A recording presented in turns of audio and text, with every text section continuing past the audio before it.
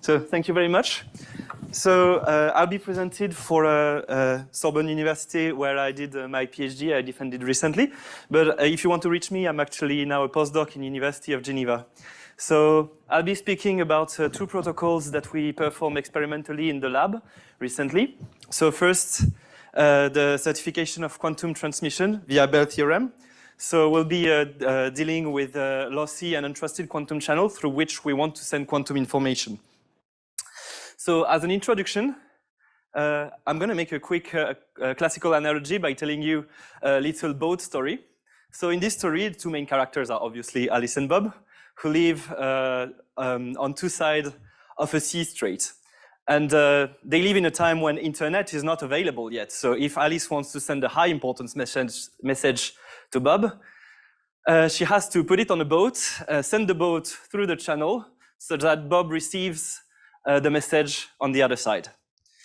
The problem is some pirates may live in the strait and may try to destroy the message on the way, or even replace it with another message and keep the right message so that Bob received the wrong information on the other side.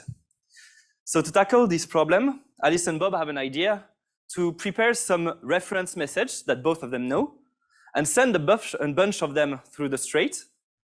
Then Alice is going to hide the high importance message in the middle of those reference message.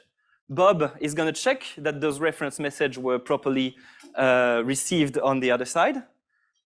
And they're going to keep going, keep sending reference messages, put the high importance message aside. And if all of the reference messages were certified, then Alice knows that Bob trusts that with the high importance message was properly sent through the sea strait. The problem is, in this world, the pirates may have the ability to spy, to read the different messages, and notice some difference between the reference message and the high importance message. And in this case, it may destroy precisely the message Alice wants to send, or replace it with the wrong message. And in this case, we're in an even worse scenario because Bob trusts that the message he received is the right one. But this could not happen if Alice and Bob had the power to use quantum resources, because the reference messages here could be quantum states. And then any attempt to read those messages would make the quantum state collapse, which could be noticed by Bob. And this is the whole idea of our problem. So now I'm going to go back fully to the quantum world and describe the problem we were interested in. So in our problem, Alice has... What did happen? Oh, I click on the wrong button. Ah, no, is it fine? Yeah, okay. It's okay? Okay. So in this problem, Alice has a quantum message, so a qubit that she wants to send to Bob. In most generality, it's going to be, it can be entangled with another qubit. So we call the overall state rho I, rho input. And so she wants to send it to Bob. So this is the high importance message in our classical analogy, and she wants to send it to Bob. And we don't know what's on the way. So in most generality, it's a quantum channel that may be controlled by a malicious player. And in the most general case, this channel can be lossy with a transmissivity that may depend on the quantum state. And it may evolve through time and remember the experiment's history. So we can't make the IID assumption. After passing through the channel, Bob receives the output state rho O, and he wonders if this is the input state. So if he receives the right states from Alice. So to perform this task, we designed a new protocol that I'm going to describe now. So for this protocol, Alice has to prepare close to maximally entangled states. So we call this state probe states, because they're going to probe the quantum channel. So these are the emissary boats with the reference message in our classical analogy. So she's going to send one of these bipartite states through the channel, one of the particles through the channel. So on the output, we get another state that we want to check if it stayed close to maximally entangled. So for this, Bob and Alice are going to check the Bell correlations, and they're going to repeat the procedure n times. So a big number of times. They repeat. At some point, some state may be lost in the process because the channel is allowed to be lossy. And so Bob is going to record this no detection event and use this to evaluate the transmissivity of the channel. Then they keep going. And at a random position that is unknown to the pirates, Alice is going to hide the input message she wants to send to Bob. On the other side, Bob is first going to check that he receives something at this step.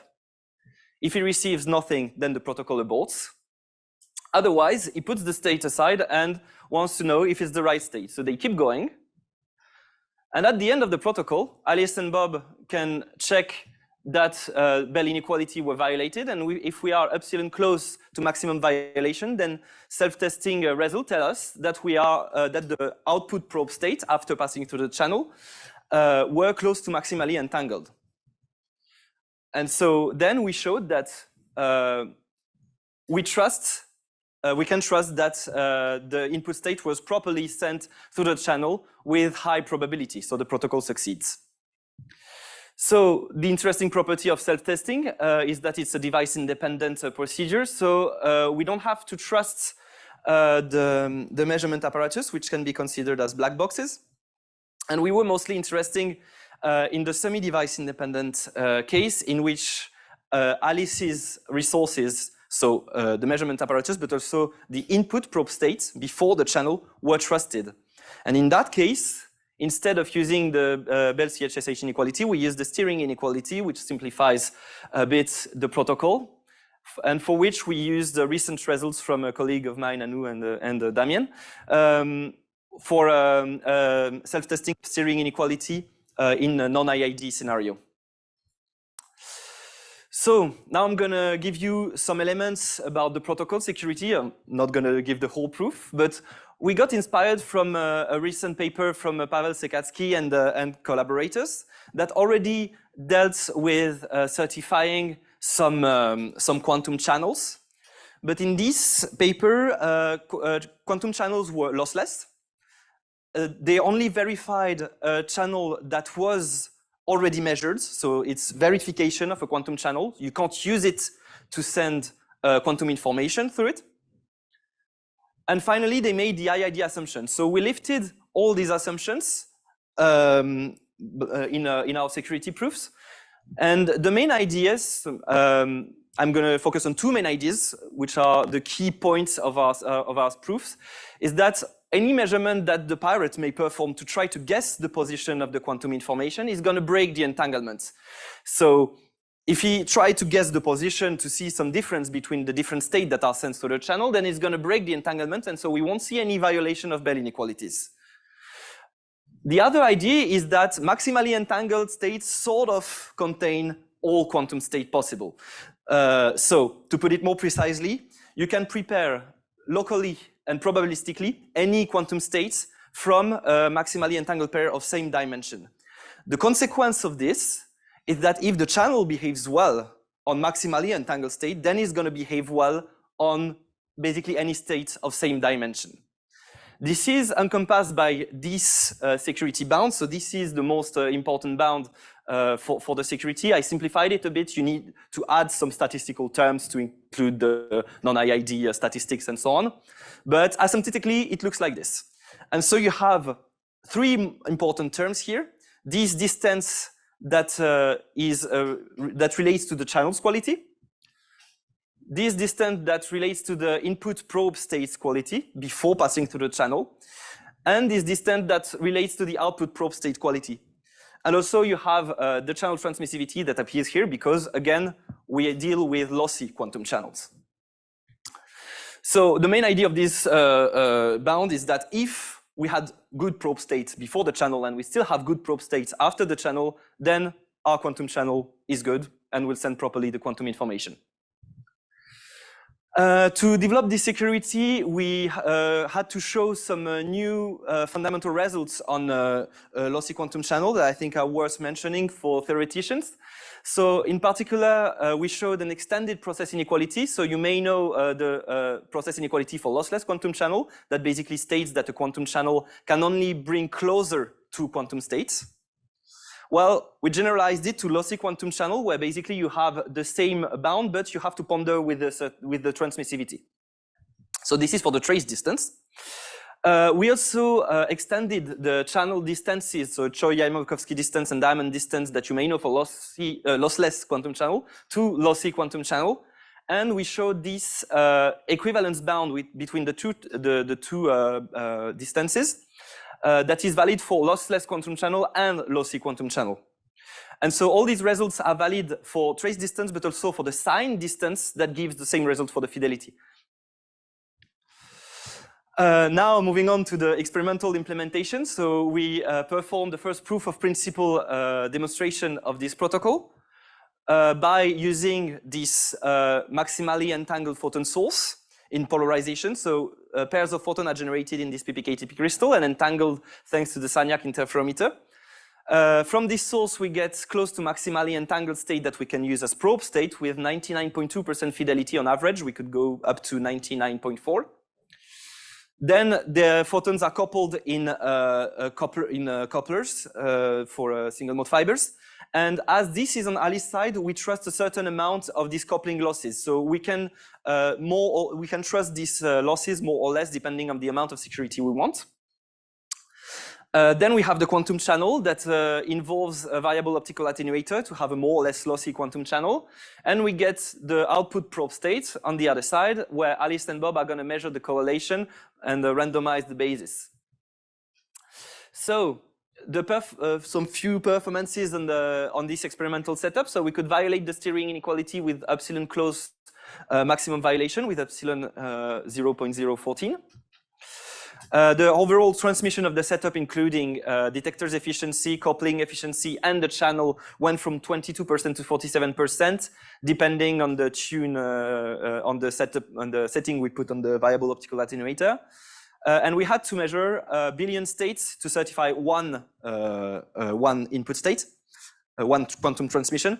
And this is because we need this amount of state because we don't consider the IID assumption and we have lossy channels. So this complicates a bit the statistics. And so we had to measure for 1 to 3 hours depending on the losses we have. So first we implemented the protocol for a non-est but a lossy quantum channel. And here I show you the fidelity between the output and the input probe state. The output and the input state. So the transmission fidelity that we certify. So this is the certified fidelity depending on the transmission of the overall setup. And I show here 4 curves which depend on the amount of trust we put in the coupling losses. So the blue curve is when we trust all the coupling losses, and the red curve attributes all the losses, including the detector's losses and the coupling losses, to the quantum channel. So it's the most paranoid case. And we could see that first we could certify non-trivial fidelity for most of the cases, with almost 80% here. And then we can see that the more trust you put in the coupling losses, obviously, the higher the certified fidelity. So there's a trade-off to take here between the trust and the fidelity you want to certify. And again, the more losses the channel, so the more losses you have in the channel, the lower the certified fidelity via this protocol. So you need still the channel to be relatively transmissive in order to certify the transmission of the state. Then we wanted to implement a dishonest channel in order to check to illustrate the security of our protocol. So we implemented an attempt to disrupt the quantum information with a random bit flip or phase flip. And we could see that the certified fidelity drops dramatically when the probability of disrupting the information increases.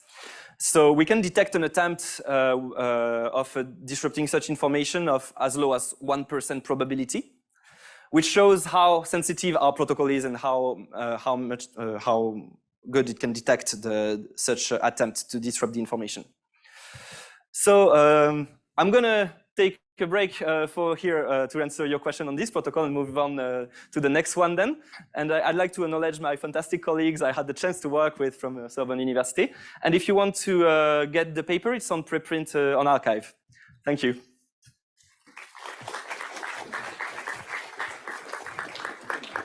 Thanks a lot. So there are questions. First one. Thank you for your presentation. I just have one question. So you talked about how you improved from like a number 22%. Where does that number comes from? The 22%? Yeah. So the transmission that I showed in the performance are directly measured as the heralding efficiency. So it's the number of pairs you detect divided by the number of singles detection that you detect on Alice's side. So I can show the setup probably. Yeah, so here Alice basically heralds at the same time as she detects here, she heralds the probing of the channel here, because if she detects a state here, then she knows she sends something here. So it's basically, yeah, the number of coincidences we have between these two divided by what she detects here. There's one in the back now. Question over. I have one question. Mm-hmm. Hello, this side. Okay. Yeah. Nice talk.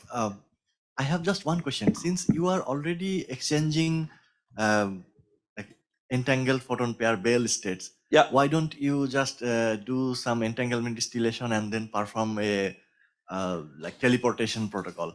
Well, that because it's harder. Okay, so it's just an experiment. So the motivation is experiment that you can easily implement. No, actually, that's very interesting, because why we moved to this experiment is because at first we didn't want to certify simply a quantum channel. We wanted to certify quantum teleportation. But certifying the quantum teleportation, like you don't have to trust the quantum teleportation itself. The Bell state measurement doesn't have to be trusted. So we were like, okay, quantum teleportation is just a way to do the identity between Alice and Bob, basically. Well, here it is. This is the first step to do this quantum teleportation. But yeah, experimentally, it's harder to do the quantum teleportation and certify it and distillation and so on. So yeah. There's another question. Yeah. Do you have to close all loopholes to make that work? So yeah, no, we have made a certain amount of assumptions, particularly like fair sampling assumption and so on, to have the security here. Here you have a simple loophole actually. Here, this is like our electronic is not fast enough because it's basically mechanical motors. So there's some assumption to do. At least for this proof of principle experiment, we mentioned all these assumptions in the paper, so you can check them out. But we are confident that most of them can be closed with some mild technological advancement. So there's another question over there. Hello. Sorry, could I have a rough intuition of how you do the statistical analysis here? Because you sort of want to estimate the parameter in one round by sort of sampling over all the rounds, non-IID, right? Yeah, so basically you have this non-IID, can I have something to illustrate? Yeah, no. Well, basically you have this non-IID statistic, and so you have to consider some random variables that depend on the history of the experiment.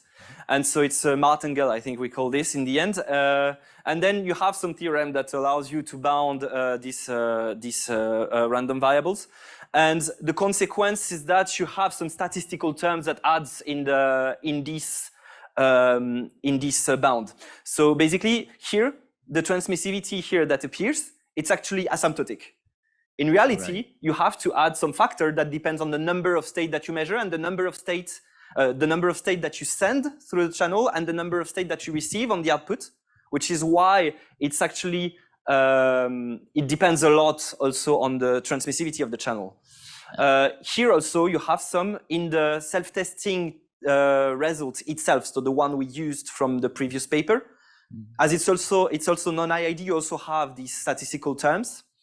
So yeah, you have these statistical terms popping everywhere that complicates the setup. Yeah. But in the sense that you're trying to catch like one round out of the entire batch. So what's the parameter you estimate? So in the end, the parameter that we estimate is the average quantum channel here that applies to the states, and then we have to assume that the pirate is unable to know where where Alice sent the state a priori. He might try to guess the position, but we have to assume that he won't be able to tweak just this state by chance. And so this is how we do it. It's like, because here we consider the average channel at some point. This allows us to estimate the action on the state. And so this happens with high probability, but again, this is why we need a big number of state to certify one input state. Okay, thanks. Welcome. Okay, I don't see any other question right now. So then I think we can go on to the next talk by the same speaker. And that will be about experimental cheat-sensitive quantum weak coin flipping. Yeah. Okay, so please, Simon. Thank you. So now I'll be moving on to the second protocol we performed recently. So with the same source of photons.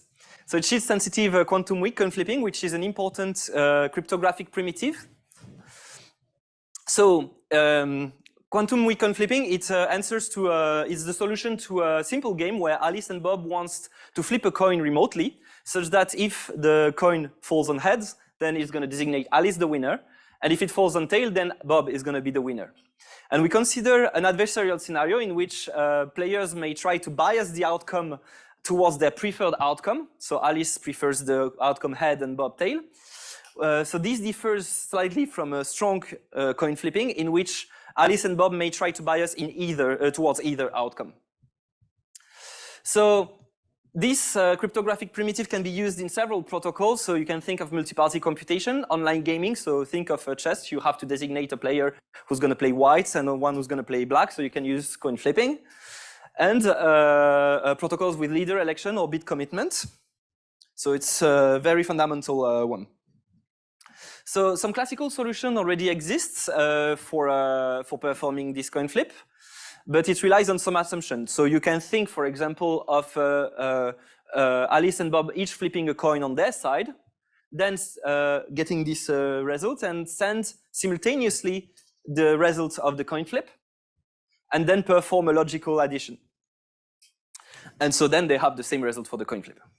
But all these classical solutions either involve a third party that you have to trust, or relativistic constraints, or computational assumptions. So overall, it's not information theoretically secure. So to lift these constraints or assumptions, a quantum solution was proposed recently by some colleagues of mine, Mathieu, Ulysse, Jordanis, and Eleni. And so we got inspired from this protocol to build our own and implement it experimentally. So the recipe of this protocol can be summarized in this schematic. So you have three main steps. The preparation, when Alice prepares basically the quantum coin. The decision, where Bob flips the quantum coin and send the result to Alice.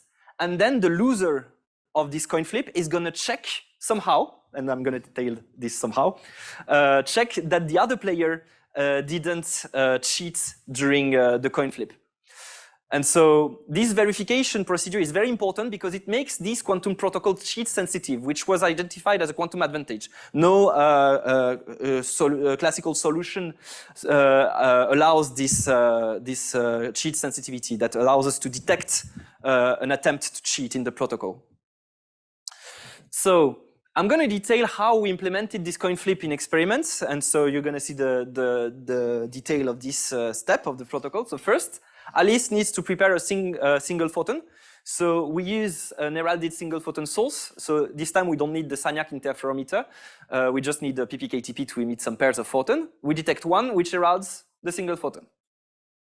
Then to prepare the quantum coin, Alice sends this heralded single photon into a tunable beam splitter and sends one of the output mode to Bob and keep the other one.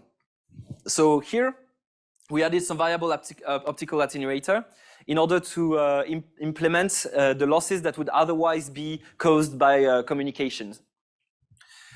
After this, Alice, so there's two possibilities. Either Bob has the photon and Alice has nothing, or Alice has the photon and Bob has nothing. So we have a superposition of these two cases, which effectively creates an entangled bipartite state, this time which is path encoded.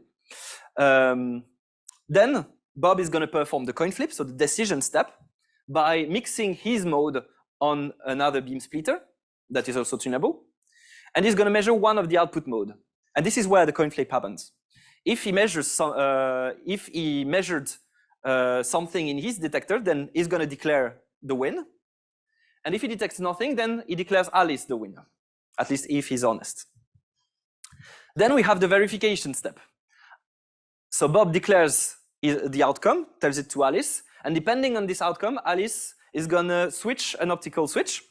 So if Bob declared the win, then she's gonna keep the photon, well, her mode, and detect it. And if she detects something in her mode, then she knows that Bob lied in the outcome here, because there's only one photon in the setup. So she's gonna call out Bob for cheating, and he's gonna be sanctioned for cheating. Otherwise, if Bob didn't detect anything, he's going to ask Alice to send her her own mode. So send him her own mode. And so we have, again, variable optical attenuator for quantum communication. And then Bob is going to mix the two modes to perform an entangled state verification. So if he detects something in the detector V1 and nothing in the second detector, then he knows that Alice prepared the right state. Otherwise, if he detects something in the second detector, then he knows that Alice somehow tweaked the quantum coin and prepared a biased quantum coin, and so he's gonna call her for cheating, and she's gonna be sanctioned. So to summarize this, we have 5 outcomes in total in the protocol. So either Alice wins, or Bob wins, or Alice is sanctioned, or Bob is sanctioned. And here you count it to 4, and there's one outcome that is left, which of course is the abort outcome if the coin or the photon was lost on the way. So we identified a few requirements to make this protocol efficient. First, which all relate to probabilities of the different outcome when the players are honest. First, we want to minimize the probability of abort because we want the coin to be flipped. So for this, we have to minimize the losses in the setup.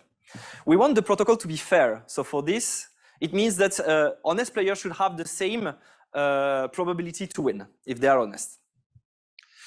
So this, we can enforce this condition by tuning properly the beam splitters. And finally, we want the protocol to be correct, meaning that a player that is honest should not be sanctioned for cheating. So we want to minimize these two probabilities. And this goes by minimizing the noise, particularly in the detectors, the verification detectors. So thanks ID Quantic for providing noiseless detectors. And we want to optimize the quantum interference. So I'm going to focus mainly on these technical points, but you can find more technical points in the paper. So why optimizing the quantum interference is a problem in this setup is we are using an optical switch to perform the decision of which player is going to perform the verification step. So we have a switch that is still relatively fast, 400 nanosecond reaction time. It's the fastest we can find. So we have to delay still the photons in some fiber spools.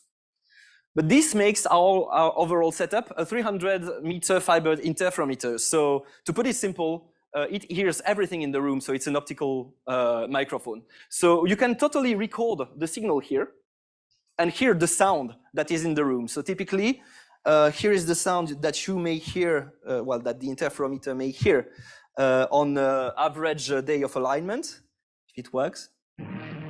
Yeah. So this is directly the sound that is heard on the optical signal, then reconverted into the MP3. So it hears everything. So hopefully during acquisition time, we won't hear the music, but we'll hear all the apparatus in the room. So we have to isolate properly the spools. So here you have the spectrum that is recorded when we have no insulation. And here when you have insulation, and you see we only isolate a few peaks which correspond to the noise of the loudest apparatus in the room. So we still hear some noise, but we could still divide the noise power by a factor 11, and the interference visibility jumped from 80% to 96%. Actually, this was measured with classical signal. It was a bit higher when we sent photons. So yeah, it went to 98%, something like this. So first, we implemented the protocol by considering honest players, and we wanted to measure the different probability depending on the distance of communication between Alice and Bob. So here I show these different probabilities depending on the distance that we implement thanks to our variable optical attenuator. So we can see a few things here. First, the protocol was relatively fair, so Alice and Bob have approximately the same chance of winning. The protocol was relatively correct as the players were not sanctioned for cheating, but we had quite a high amount of losses, high probability of losses. So this is only due, we had a pretty high probability of aborting the protocol. So this is only due to the losses in the setup, which motivates some further investigation in this setup. So we think that most of these losses can be avoided by properly removing the fiber connectors. Having the most challenging one would be to have a lossless optical switch and also a lossless beam splitter. But this is a more engineering problem.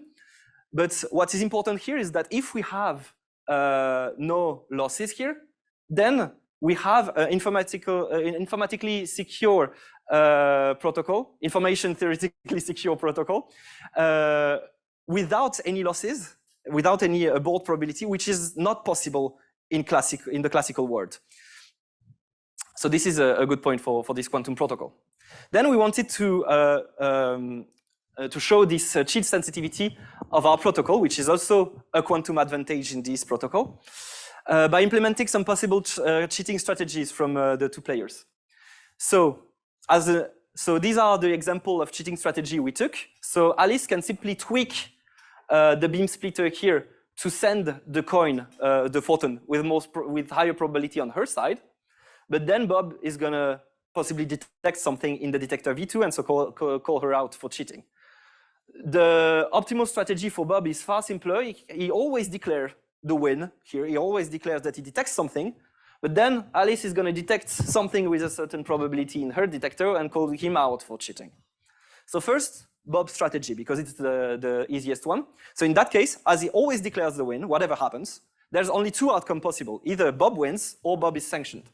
And we can see here that the probability of sanctioning Bob goes down with the distance with the losses. Because when the photon is lost, Bob is going to declare the win anyway, and Alice is not going to be able to call him out for cheating. So we still have some cheat sensitivity, but this also motivates the further engineering in this part in order to improve the cheat sensitivity of our protocol. Now, moving on to Alice, which gets interesting. So on Alice's side, we said she's going to input some different biases to tweak the coin, and we can see here that depending on the bias, the probability of winning of Alice is going to evolve with this strange bell shape.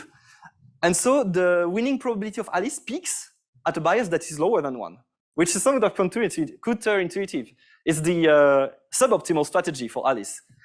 So it means that because of the cheat sensitivity, Alice has to choose a suboptimal strategy for cheating. Even more interestingly, the sanction probability increases quite fast.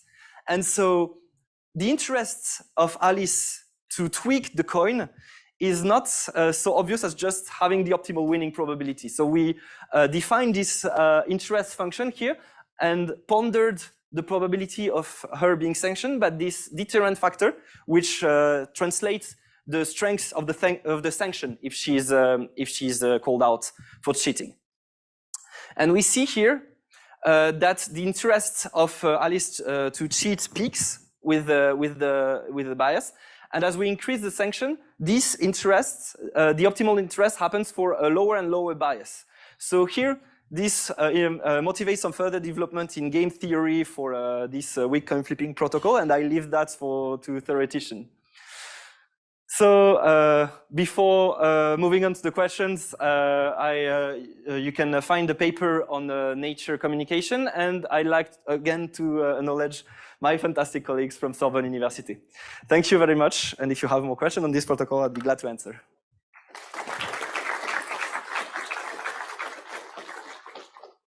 Thank you again for this nice talk. So there are questions.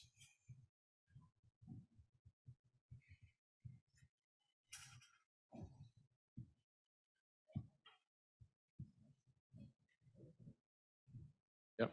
There. Hi, thank you for the talk. So did I understand it correctly that you can tell the difference between a photon getting lost and one of the parties cheating? If the protocol is well optimized, yeah. Sometimes. Well, anyway, the photon, when the photon is lost and both players are honest, you detect it. You detect an abort outcome that is different from players being called out for cheating. But when they are dishonest, then particularly Bob can use the fact that the photon is lost to win, because when the photon is lost, Bob can always say, "Hey, but I detected it anyway," and Alice is not going to detect any photon on her side, so he's going to win. So this is why we need to minimize the losses in the setup, particularly on Alice's side, so where you have the switch, which is quite lossy, in order to improve the cheat sensitivity of the protocol.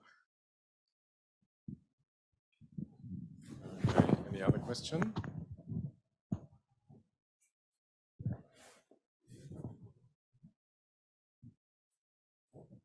Not so, then thanks a lot again for the nice talk.